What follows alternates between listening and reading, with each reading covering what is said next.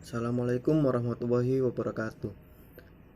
Untuk sebelumnya, perkenalkan, kami dari kelompok 6 yang beranggotakan Afrizal Nur Ferbiansyah dengan NIM 15130071, Nihayatus Sa'diyah dengan NIM 19130022, Sinta Ulfianita dengan NIM 19130089, Rizkina Awalia dengan NIM 19130100, dan saya sendiri Muhammad Nawawi dengan NIM 19130101. Di sini kami akan mempresentasikan materi yang berjudul dukungan sistem di BK. Untuk materi pertama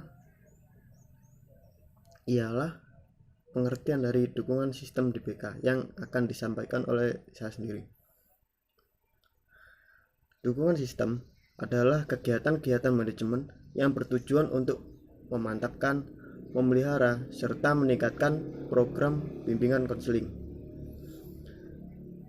Jadi, dukungan sistem dalam BK dapat diartikan sebagai dukungan sistem atau kegiatan-kegiatan manajemen yang nantinya akan mempermudah kinerja dalam BK, atau juga yang nantinya akan menambah efisiensi dalam pelaksanaan program bimbingan BK.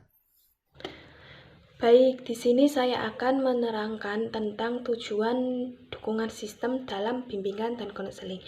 Dukungan sistem itu sendiri adalah bentuk kegiatan-kegiatan manajemen yang di dalamnya itu bertujuan untuk memberikan dukungan serta meningkatkan program yang ada di dalam bimbingan dan konseling itu. Dan tujuan dari dukungan sistem itu sendiri adalah memberikan dukungan kepada para konselor atau kepada guru pembimbing di dalam memperlancar penyelenggaraan pelayanan yang ada di yang dilaksanakan oleh bimbingan dan konseling itu. Sedangkan bagi peserta didik itu, dukungan sistem itu bertujuan untuk memperlancar dalam menyelenggarakan program pendidikan yang dilakukan di sekolah atau yang dilakukan di madrasah itu.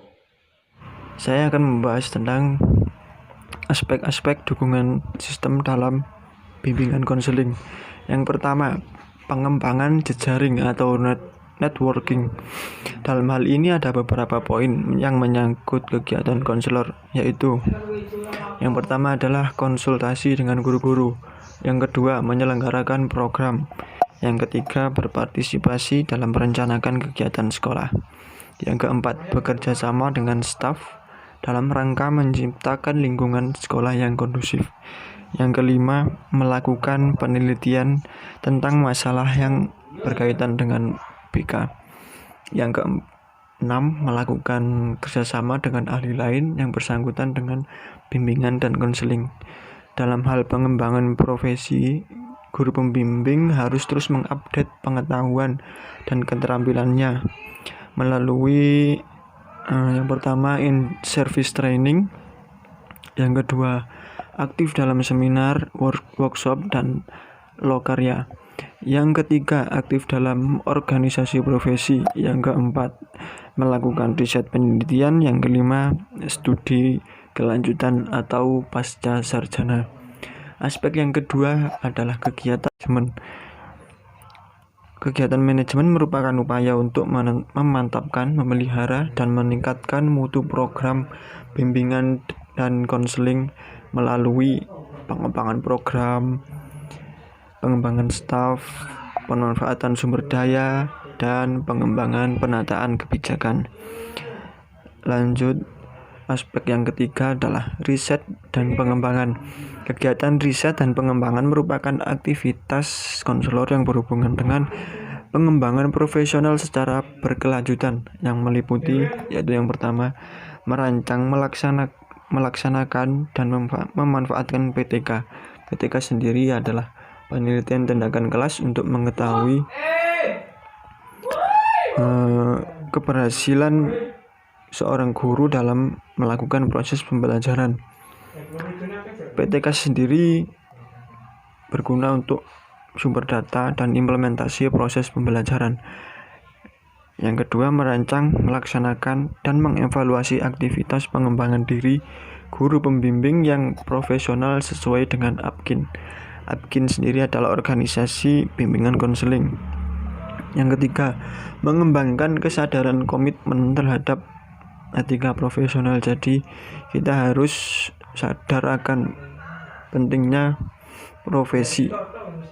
Contoh yang pertama, berdasarkan penelitian menyatakan bahwa sebagian besar guru bimbingan dan konseling telah melakukan kolaborasi dengan guru mata pelajaran atau wali kelas. Hal ini dilakukan untuk mengatasi siswa yang mengalami tingkat prestasi belajar yang rendah.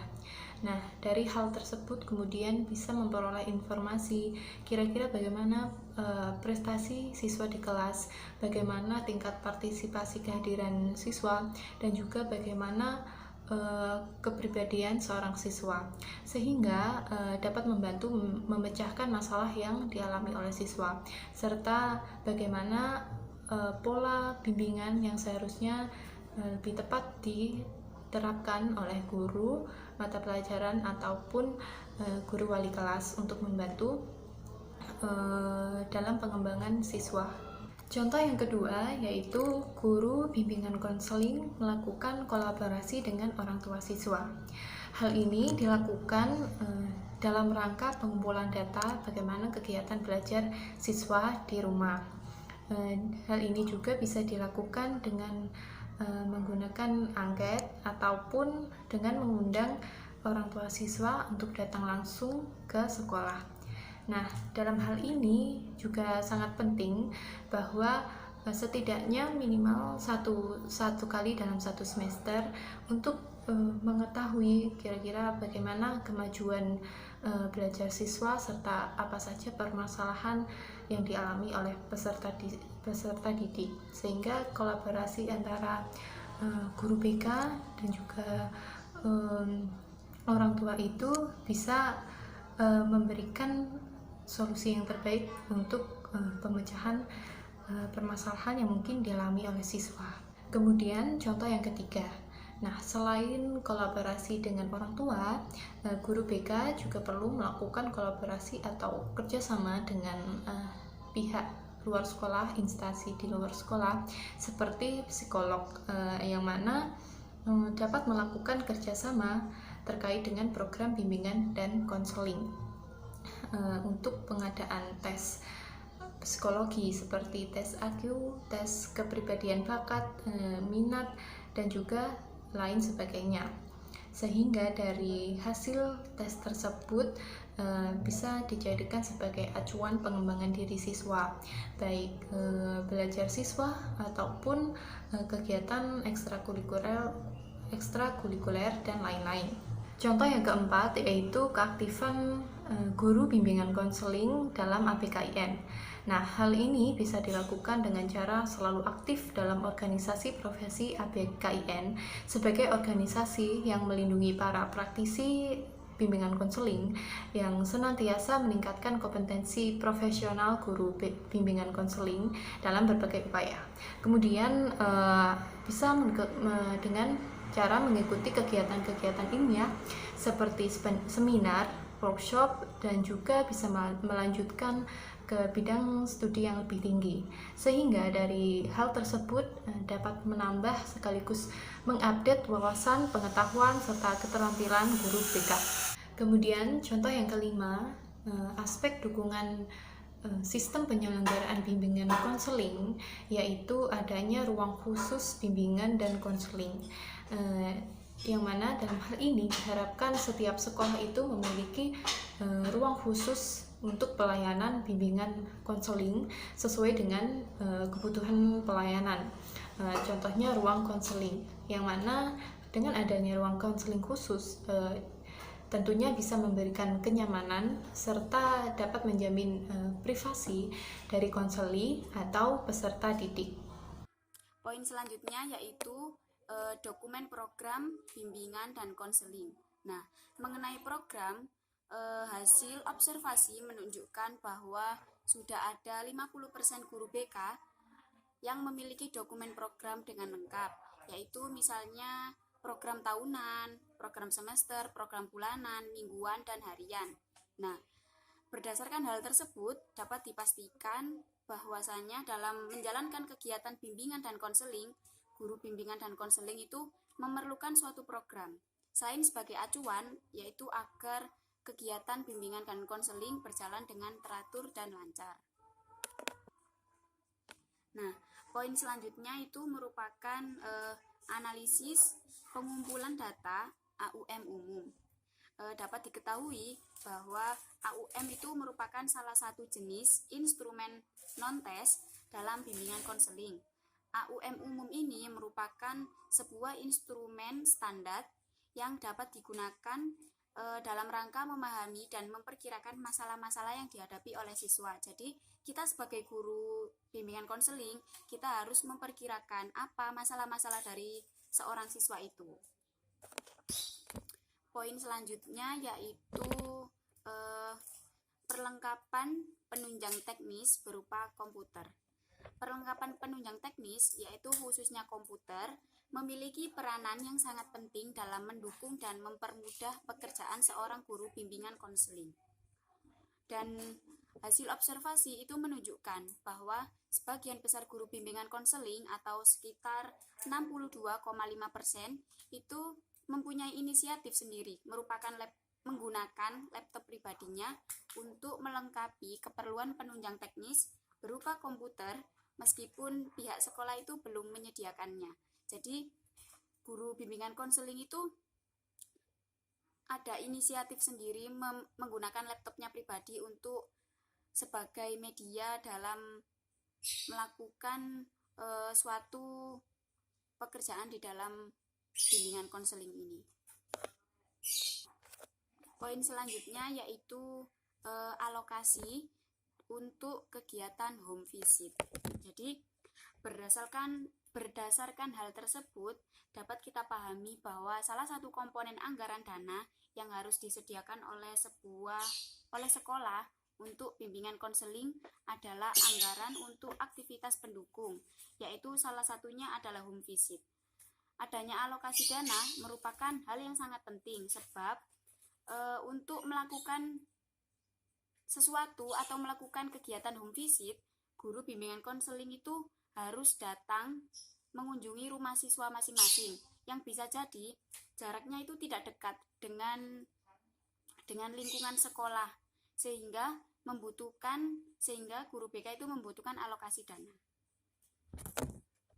Nah, untuk poin yang terakhir yaitu jam terjadwal untuk layanan bimbingan klasikal atau bimbingan di dalam kelas. Salah satu kegiatan layanan bimbingan dan konseling yaitu yang harus dilakukan secara tatap muka di dalam jam pembelajaran dan terjadwal adalah layanan kelas atau layanan kelas klasikal.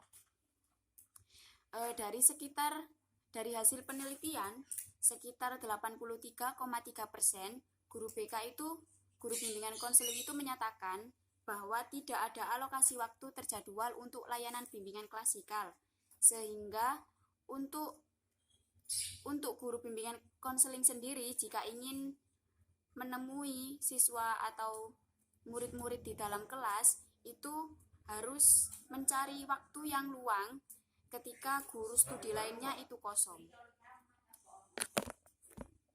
Dan ada juga hasil observasi dari guru bimbingan konseling, yaitu sekitar 16,7% itu guru BK mengatakan bahwa sudah memiliki jadwal untuk bisa tatap muka dengan siswa yang ada di dalam kelas. Namun jadwal tatap mukanya itu hanya 1 kali dalam 1 minggunya. Jadi 1 jam dalam 1 minggu per kelasnya. Gitu. Sekian presentasi dari kelompok kami. Kurang lebihnya kami mohon maaf. Saya perwakilan dari kelompok